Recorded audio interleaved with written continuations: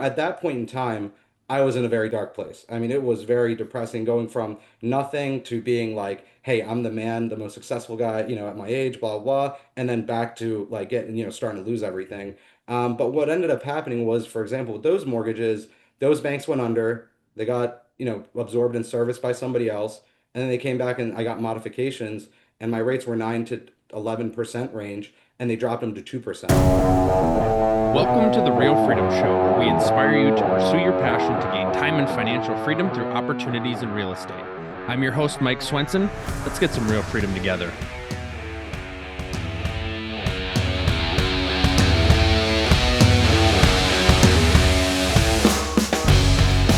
Hello, everybody. Welcome to another episode of Real Freedom, Real Estate Leveraged Freedom, where we talk about different ways that people build and grow their financial freedom and also achieve time freedom through different opportunities in real estate. I'm your host, Mike Swenson. If you want to get started or research ways that you can get started on your real estate journey, go check out our website, freedomthroughrealestate.com. That's freedomthroughrealestate.com. We post all of our content there, episodes, articles, really just sharing stories of people in their entrepreneurial journey through real estate and just finding ways to build the life that they want. And so that's why we do this podcast, and so excited to share different stories. And I've got a awesome story to be able to share today. We've got Matin Haghkar here, a great story of kind of coming from nothing, building and growing, going through the subprime mortgage crisis, being able to experience that. But Matin is owner of Remax Plus in the Philadelphia area and also has his own real estate team, has rental properties, and does a lot of different things. And so Matin, I'll let you kind of share all of your accolades and your journey as we go, but we're so excited to have you on the show. Great. No, I really appreciate it, Mike. Thank you for having me. So I've been in the real estate business just over 20 years. We have a Remax franchise with about 50 realtors.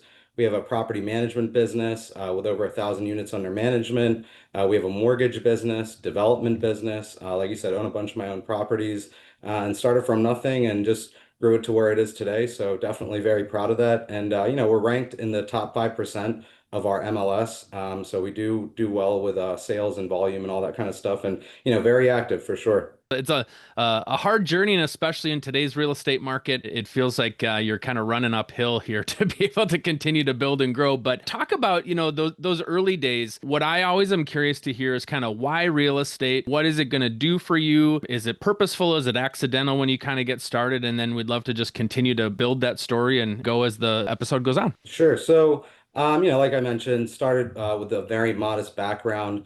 And, I think the problem a lot of people have today, younger people especially, is they don't know what they want to do. They're kind of exploring too many options, all that kind of stuff. And, that you can get analysis paralysis and overwhelmed thinking like that. And, coming from nothing, my priorities were really simple and what I wanted and my goals and my direction was easy, where it was like, hey, look, I don't want to be poor anymore and I want to own a house because we didn't have a house, living in a shoebox apartment, that kind of thing. So it was really clear and simple from an early age. So going down that path, early on in high school, my brother introduced me to Rich Dad, Poor Dad. So, of course, everybody mentions that, but that was a big part of shifting the mindset and, really believing like anything is possible. And you can kind of go from nothing to something, especially in America, we're blessed to live in this country. So, it really is the land of opportunity. But, growing up from nothing, I actually bought my first property in high school when I turned 18. Now, keep in mind, that was before the subprime crisis, no doc, low income, all that kind of stuff. My rates were high. But bought up my first property. That was a great experience. Then I went to college at Drexel University, studied engineering, bought more and more properties there, rented it to my friends. I lived one, bought another one, kept renting. And then soon, a lot of my friends and their families and parents knew I was in the business, knew I had my license. And I got my license actually freshman year of college. So I started doing deals for my friends and their family. And, I was born and raised in and around the Philadelphia area. So I had, all my friends from high school, middle school, all that. So that was definitely a big help being from here. But one thing led to the other, grew the business, bought more and more properties. And of course, the mortgage crisis happened. It was definitely a tough time. Lost a lot, some properties, still kept some. It was very challenging. And there's a whole, I can go on and on about that, take the whole episode. But, from there, like I said, there was a lot of pain, but a lot of good things also came out of it afterwards. But then after that, I kept my license open and I continued with just buying and selling for other people, myself, etc. and I was working as a full-time civil engineer at the same time. And it got to the point where my real estate business got so busy, I couldn't really do both. And at the same time, Remax came to me and offered me the franchise. So I took that opportunity, opened the business in about 2015. And from there, I quit my job, just focused on that. Me and my girlfriend at the time, now my wife, we just grew the business, recruited more agents, bought more properties, got, other property management business, and just kept growing everything across the board. And, as we started doing more volume, then, okay, it made sense to have a, mortgage business, title affiliation, and, a development business that we started building more properties. Exciting to hear how that grows. And yeah, would love to talk just a little bit, just because you do have the experience kind of going through that difficult process with, the mortgage crisis, and maybe how that impacted your business, how you had to maybe think on your feet, shift and adjust. Because I think a lot of times, especially when we talk about things in real estate, we're always talking about our accomplishments and all the, X amount of volume, X amount of properties and all that, which is certainly fantastic. But I think also what makes people successful is being able to move through problems, problem solve, put solutions in place, and recognizing it doesn't always turn out fantastic, right? There's tough decisions that have to be made. There's difficult challenges. And, I heard a podcast recently where somebody said, "Hey, who here would want to 10x their income?" And he's like, obviously, everybody raises their hands. And he says, well, what if that means you have to 10x all your problems to get 10x the income? And he's like, a lot of times those hands go down because they don't realize, if I want 10x the income, I might have to endure 10x the problems to be able to make that happen. I want less problems and 10x the money. It doesn't always work that way. So I'd love to kind of hear maybe how you've shifted or adjusted, or had to make some decisions to be able to move through some difficult, challenging times. Sure. So, and a lot of this comes with age. And, when, just to put things in perspective, when I was 21, I had over 21 properties. I was like a multi-millionaire many times over. So I was, I was I started getting overly confident, you could say, and, having too much self-belief and thinking anything I touched would turn into gold. And then the crisis happened. And basically, I'll give you a couple examples where, I was investing in, I was buying a lot of properties, and I was, like I said, everything was going up. I thought I was the man, super smart. And then, I bought, and one example is I bought a new construction property as an investment in Virginia. And these properties were like 700,000-ish, Toll Brothers, new development. And you had to show up at like 5 in the morning to be able to get on the list to get a house. And it was like every weekend there was a line. The prices were going up like 25, 30 grand a month. And it was, and I finally got one locked in, and it wasn't going to be finished for a year. And I was like, wow, I'm making 25, 30 grand a month. As soon as it's done, I'm going to sell it. This is amazing. But of course, as soon as it got done, I bought it and closed. And that same day, it's like luck. The crisis kind of that happened around that same time, and Toll Brothers dumped 60 identical houses on the market at the same time. So I got stuck in that, eventually got out of it, took a big haircut. And, other situations, I took, like I said, I took out a lot of no doc mortgages, and everything was loosey goosey at the time with the mortgage brokers and the appraisers. We all know how that went. And some of them, the banks were actually going under, and I'm sure your audience knows some of them, like GMAC, New Century, some of those big banks back then. But they started going under, and they called me and said, hey, we know you didn't fill out your application right, you did XYZ wrong, whatever, and we're calling the loan due, and we're going to foreclose on you unless you come up with the money within a week, 2 weeks, whatever. And of course, the world's crashing financially. I'm stressed, my heart's beating fast. I'm looking in every direction to get money to pay these off, and nobody was lending at the time. So I was like, hey, look, I'm throwing my hands up. There's nothing I can do here, et cetera, et cetera. And then eventually, and at that point in time, I was in a very dark space, dark place. I mean, it was very depressing going from nothing to being like, hey, I'm the man, the most successful guy, at my age, blah, blah, blah, and then back to like getting, starting to lose everything. But what ended up happening was, for example, with those mortgages, those banks went under, they got, absorbed and serviced by somebody else, and then they came back and I got modifications, and my rates were 9 to 11% range, and they dropped them to 2%. And I was getting rent enough to pay the 9 or 11% interest, but now that the 2% interest is going on, the rent is still the same amount, so it ended up being a great event. But at the time I was very stressed, upset, whatever. And I think the biggest thing that I realize now, back then I was 21, now I'm 39, is it's never as bad as it seems, and it's never as good as it seems. And everything now that I'm this age, it's like almost everything bad that has happened in my life. has kind of ended up in the long run being somewhat positive. And, I think every situation, it's kind of what you make of it. Not just a learning experience, but there's sometimes opportunity in those situations too. So, I think it's really easy to say, like, when you're in high school and you break up with your first girlfriend, it's like the end of the world. And, it's kind of that attitude. But then when you get older, you kind of shrug things off a little better. But, that I think I finally learned that lesson where it's like, hey, it's never as good as it seems, but it's also never as bad as it seems. Don't get too sure of, things going good, and don't get too upset when things go bad. So you had mentioned, Remax came to you and decided to open a franchise. Curious to hear kind of how that decision works or kind of how that process worked for you. And you were able to fit in going from, agent, or I guess I don't know for sure, team at the time, to now being, brokerage. That's obviously a big adjustment. So maybe kind of talk through some things in that phase and how you're able to adjust through that. Sure. So that's another one of those things where, so basically they scouted me out based on experience, sales volume, age, whatever, that kind of thing. Looks, right? Good Yeah, looks. I'll take that as a compliment. Thanks. But across the board, and they were like, "Hey, you're a good fit," and they were doing an expansion, selling a lot of franchises at the time. And in my mind, being a little naive, and when I opened the franchise, I was still, in my 20s, so still young, and I had a lot of business experience before that and corporate experience, but still young, trying to start a new business. And long story short, thinking of it, it's like, oh wow, I opened my own brokerage and I get 100% commission split minus the haircut from the, franchise, whatever. But then when you add up all the overhead, operating costs, liability, etc., you actually end up getting a much worse split. So, you really have to do a crazy amount of volume to make it make sense to have a brokerage because, they have that old saying, brokerage stands for broke, right? Where it's very difficult and unfortunately, and the business has shifted a lot. When I first started, 2004 or 5, the commission splits were like 50-50 for realtors, roughly. If you were good, you got a little more, whatever. And those splits have consistently gone up for agents. Just it's become like a race to the bottom. So the broker has to give out more and more and more, and eventually you're like, hey, I'm actually breaking even on the agents or losing money.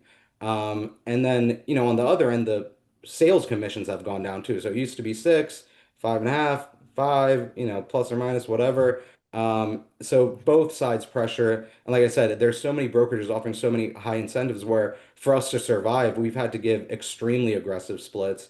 Especially if you're a high volume performer, you can go anywhere and get whatever you want. So we give them very high quality service, very low splits. They keep most of their money. And the brokerage has almost become, even though we crush it with sales, like if you look at our numbers, you're like, wow, these guys must make a lot of money, but it almost breaks even. Hmm. But going back to just, recognizing opportunity, okay, we have this business, but it creates a lot of auxiliary business, and it's almost become like a marketing arm for mortgage, for title, for development, for property management. And the property management business has been doing fantastic. But it's almost become like a marketing arm for all those businesses. And that's kind of with most brokerages across the board. They've almost become this like dispatch auxiliary marketing business that dispatches to all these other places. But if you're thinking that you're going to get into it and start a brokerage and you're making a bunch of money on all your agents and all these commissions, like you have a lot to learn because it's you definitely have a huge overhead with rent, admin, staff, all that stuff. It really adds up. And two, for you, going from kind of being responsible for just yourself to now being responsible for others, there's a lot of challenge there, and putting your license on the line on behalf of others. And so, I remember even early on when I got into real estate, I started, full time in 2014. I was kind of thinking like, that brokerage thing, that sounds really tough. That's a really tough thing to be a part of. And I know when I have a problem, I call my broker and they better answer. And so to be on the other end of that, that's definitely difficult. But I can see how it's a platform for opportunity in the future versus, an investment opportunity. Are you looking to get started or scale in real estate investing but don't know your next step? Are you overwhelmed thinking about finding deals, analyzing deals, doing due diligence, and managing properties on top of it? Go ahead and push the easy button and invest with us. Real estate investing is what we do full time. We've done dozens of deals with hundreds of doors. We have the knowledge and experience to handpick the best deals that most investors can't find. We've got large off-market deals all the time where you can hopefully find returns and economies of scale that you just can't find on your own. The best thing is it's 100% passive to you for less capital than you put down trying to acquire a property on your own. Don't let this year go by where you don't make the leap, add to your portfolio, or you just sit in analysis by paralysis. To find out more, visit freedomthroughrealestate.com and click on invest. You can book a call and learn more there. So get to scaling your portfolio now with us by your side. You had mentioned, the mortgage and the title and property manage and all that. Obviously, it takes a lot of staff to be able to run that. So for you as an entrepreneur, maybe talk through that process of building and scaling and adding to your team as these opportunities have come up throughout your career. Yeah, so that's definitely one of the most challenging parts. And we're very lucky right now. We have like a stellar team, and I'm really, really happy with them. But it took, 20 years to build that. And, when we first started, it's very challenging because when you first start, you don't have a lot of business, so you can't afford to hire the best of the best. So when we first started, it was kind of like people I knew through the business and friends and whatever, and maybe they weren't the best. At that point in time, in my opinion, they were the best, hindsight, whatever. But we've had to hire and fire many people to get to where we are now. And, now we have a big business where we can afford to pay the best and they are the best. But when you first start, when you don't have a big business, it's either you have a huge negative return because you're spending so much money on overhead with the salaries, or you don't get the best quality people. So that is very challenging and a lot of stress and heartburn. And I can't tell you, how many hundreds of thousands of dollars we've lost through that process. But it's definitely challenging. And I think, making sure, there's a couple angles to it where, you want people that are, super ambitious and have your ethos in line. Where, one of the biggest things for us is we never do a deal for somebody that we wouldn't do for ourselves.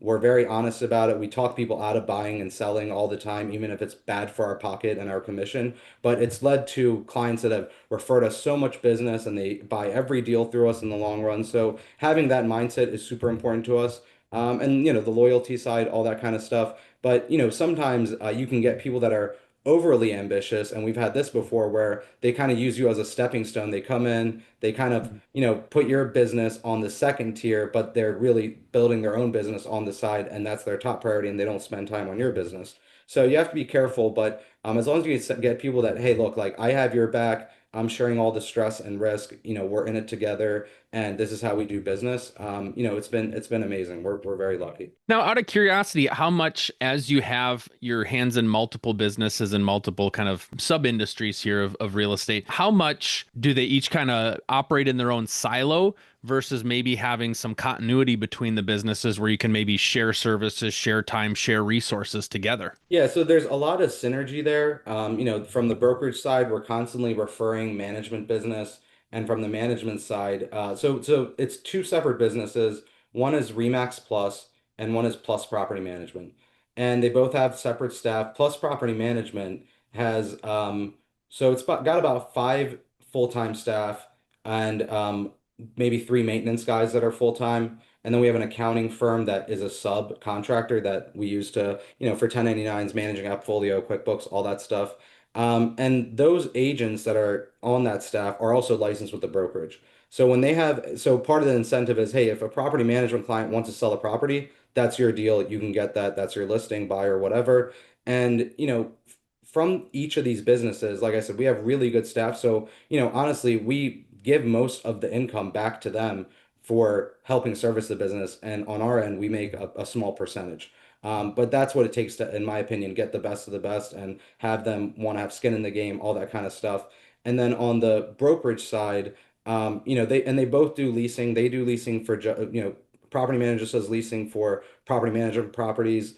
And, from the sales side, we have 50 realtors that are constantly giving property management leads, leasing service, whatever. And we have a lot of incentives and referral bonuses set up where, hey, if you give property management a lead, they give you a referral as a licensed agent and all that kind of stuff. So everybody's really happy with it. And, one thing is, property management has a lot of headaches and liability. So as a brokerage, you also don't want to have multiple agents trying to run their different property management businesses and all that stuff and get high liability, very messy. And it's also in property management, in my opinion, it's not worth it unless you're managing like 50 units plus, because you're making, $50, $100 per unit. It doesn't make sense for the headache and liability. So for an agent to say, hey, I want to start a management business to manage 2 or 3 properties, well, hey, why don't you just refer it to them? They'll give you a cut. It doesn't make sense financially for you to start your own business.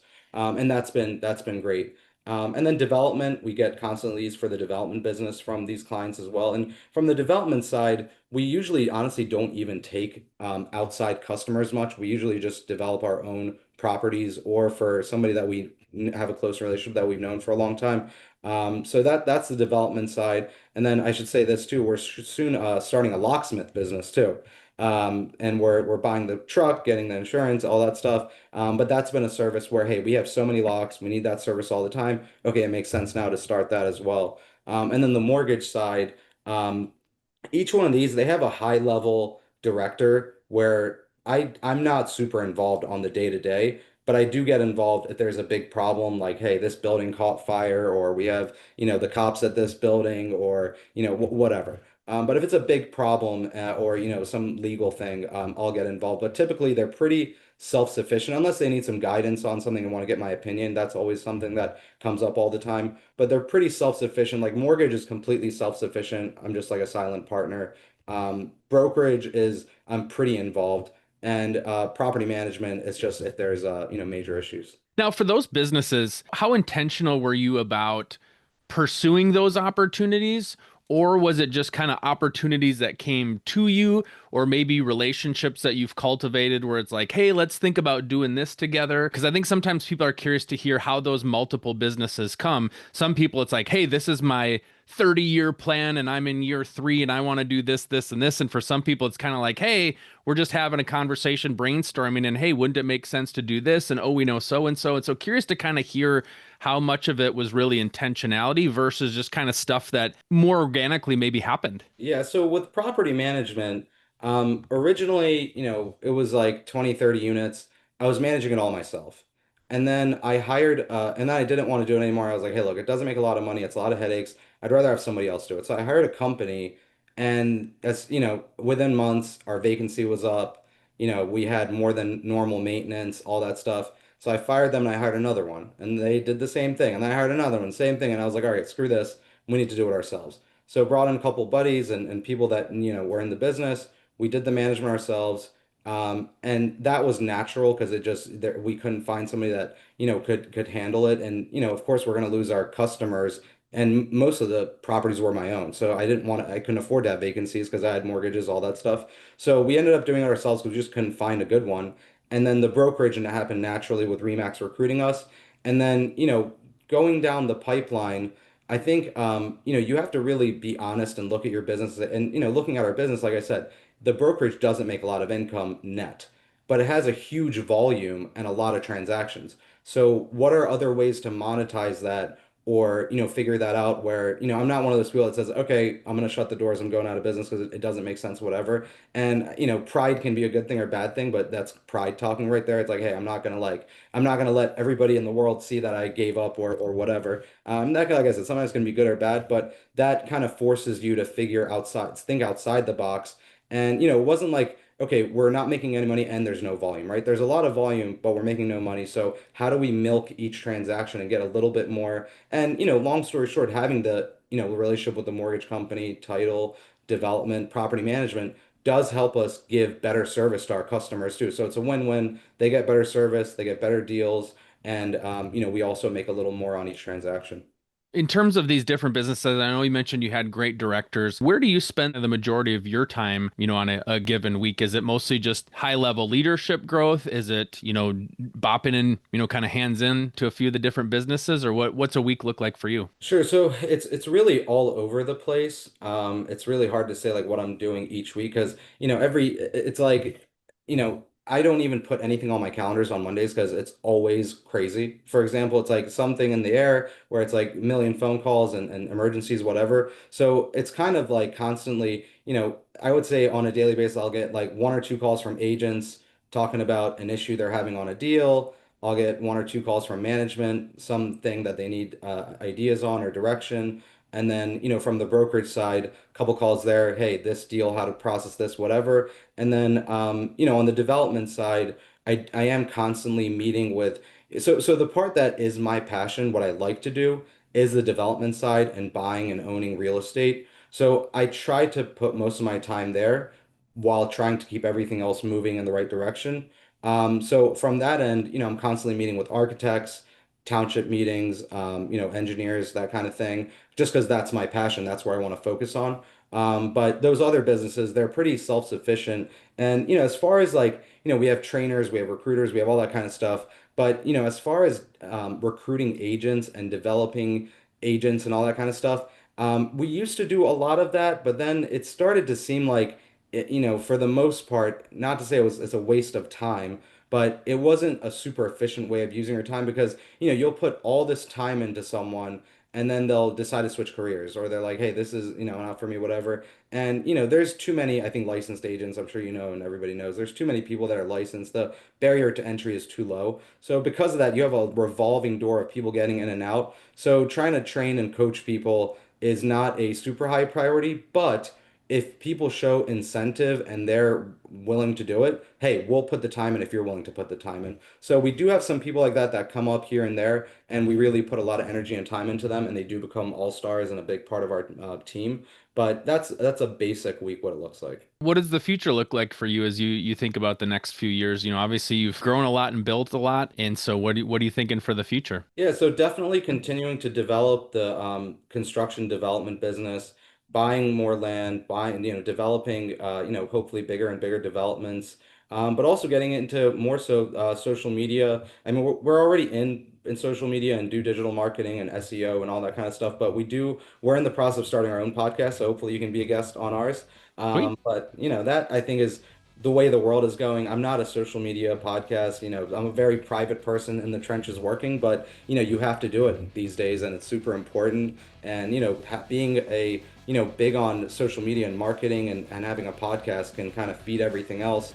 So I think that's the direct what we're going to focus on. Thank you so much, Mateen, for coming on, sharing your story. For people that want to reach out to you or learn more about you or list with you, manage with you, whatever it might be, how can they do so? Yeah, so I would say check out our website, plusrealtors.com.